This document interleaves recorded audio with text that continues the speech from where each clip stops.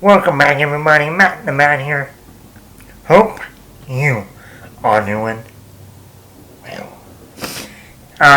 First things first, it is 98 degrees outside, so I do have the AC on.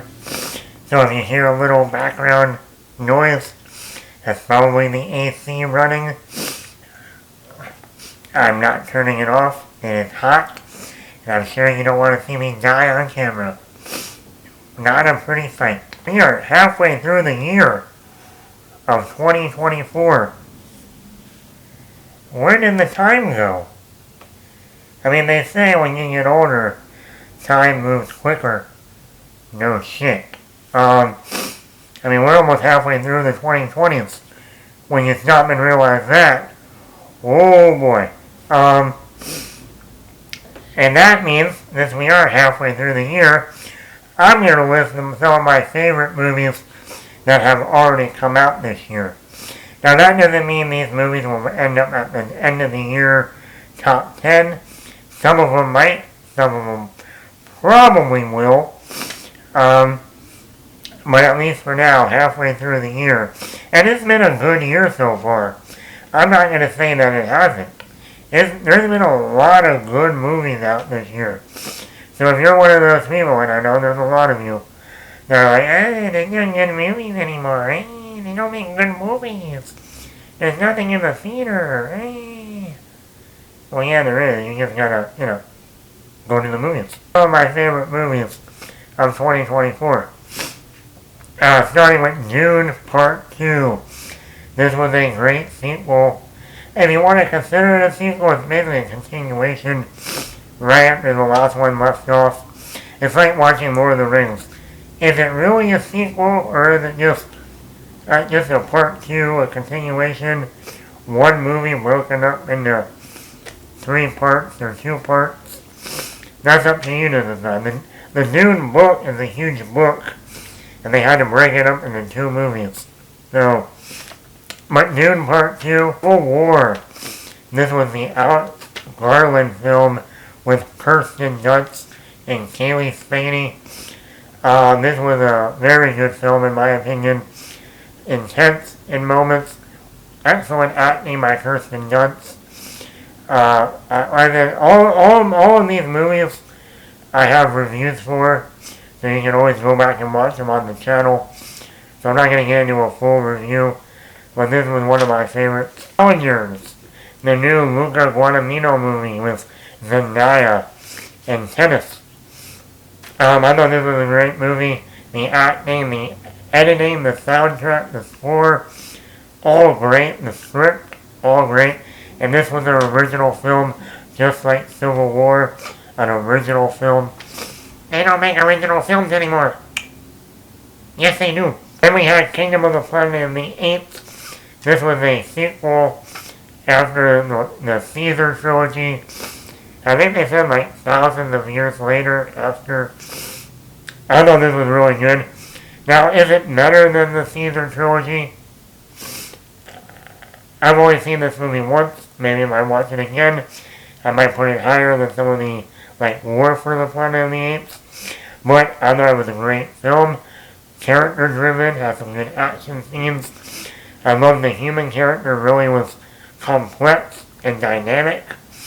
Furiosa, the prequel. Once again, I also had this review out a couple weeks ago. Visually stunning, well acted, action scenes phenomenal. Even at like 2.5 hours, well paced. I enjoyed this more than Mad Max Fury Road. I actually went back and watched Mad Max Fury Road the next week after I saw Furiosa. And yeah, I think Furiosa is a better film. Young Woman in the Sea. This is the Disney sports film original movie. And starring Daisy Ridley. I thought this was great. This is a great Disney film. Something they don't do often anymore. Well acted, character driven. That underdog story. And also where women were at that time and period in the, I think, early 1900s, 1920s, around there. or in 1920s, like 1960s, I guess. Somewhere in that ballpark. And like I said, one of the best movies of the year. Inside Out 2. Like I said, the first Inside Out was one of my favorite movies of that year in 2015. I thought the sequel was very good. A little also complex in moments. Character driven. I like how he focused more on Riley, the human character, rather than just the emotions inside her head. It was able for people to connect more with the human character and understand that I think than just connecting with the emotions inside the head. Fight Riders, original movie with Austin Butler, Tom Hardy, Jodie Comer. I just put out that review the other day, so you can go check that out. Very good film, an original movie by Jeff Nichols. Character driven. A movie, and something I forgot to put in my review though. This is a man's movie. A man's movie.